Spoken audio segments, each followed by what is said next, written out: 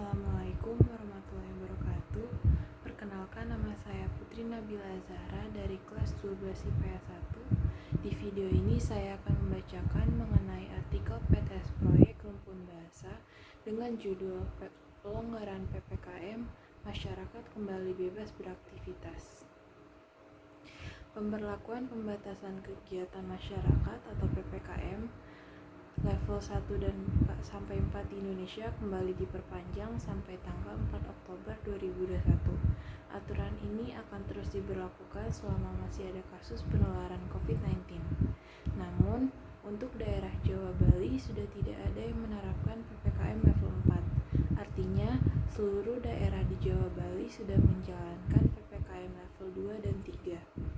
Menurut data terkini per tanggal 21 September, kasus positif bertambah sebanyak 3.263 dengan total seluruh kasus COVID di Indonesia adalah 4.195.958. Dari total kasus positif itu, sebanyak 4.002.706 telah sembuh dan 171 orang meninggal dunia. Untuk kasus aktif saat ini sebanyak 52.447 yang berkurang sebanyak 3.489 dari sehari sebelumnya. Pada saat ini ada beberapa kelonggaran yang diberikan karena kasus positif mulai menurun.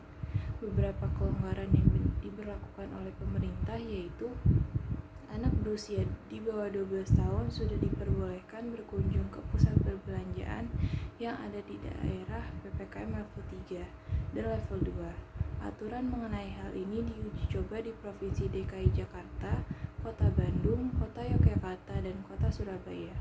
Pemerintah juga memberi kelonggaran terhadap kegiatan ekonomi dan tempat-tempat umum selama PPKM ini. Perkantoran, sektor non-esensial yang berada di daerah level 3 pun boleh mempekerjakan pegawainya di kantor dengan maksimal 25% dari kapasitas ruangan. Selain itu, ada syarat baru untuk masyarakat yang ingin masuk ke bioskop. Dalam kebijakan baru, PPKM DKI Jakarta mengenai pembukaan bioskop, pemerintah mengizinkan kategori kuning masuk ke dalam bioskop. Dari yang sebelumnya, hanya kategori hijau saja yang diperbolehkan. Kebijakan lainnya dalam sektor pendidikan adalah mulai diberlakukan kembali pembelajaran tatap muka di beberapa daerah yang memiliki status level 1-3. Dapat disimpulkan bahwa dari adanya kebijakan pelonggaran PPKM ini, ada kemungkinan kasus positif COVID-19 dapat melonjak kembali. Saat adanya kebebasan bagi masyarakat untuk kembali beraktivitas dan ditambah dengan waktu libur akhir tahun yang semakin dekat, tidak dapat dipungkiri gelombang ketiga puncak kasus positif akan terjadi pada Desember 2021 ini. Maka dari itu, walaupun aturan tentang PPKM sudah mulai dilonggarkan, ada baiknya masyarakat tetap menerapkan protokol kesehatan yang baik dengan rajin mencuci tangan dengan sabun, memakai masker, menjaga jarak, dan lainnya. Selain itu, sangat disarankan bagi masyarakat untuk melakukan vaksinasi jika sudah memenuhi syarat vaksin.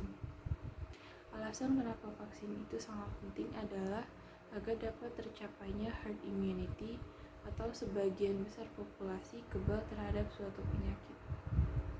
Kita harus tetap waspada dan mencegah penularan COVID-19 karena pandemi belum selesai. Next, I want to present the news item from the article. Headline for the article is PPKM easing, people are free to go back to their activities. Summary of events start from what? The news talks about what PPKM policy that being loosened up and the causes might happen after the policy is implemented. Where? The PPKM policy applies in Indonesia. Who? The decision maker regarding the PPKM policy is government. Why? Since the positive case rate of COVID getting decreased, PPKM policy being loosened up. When? The article writes on 21st September 2021. Quotes, since the PPKM policy is being loosened up, it is important for us to be cautious to prevent the bad scenario happen. Sekian presentasi dari saya, kurang lebihnya mohon maaf.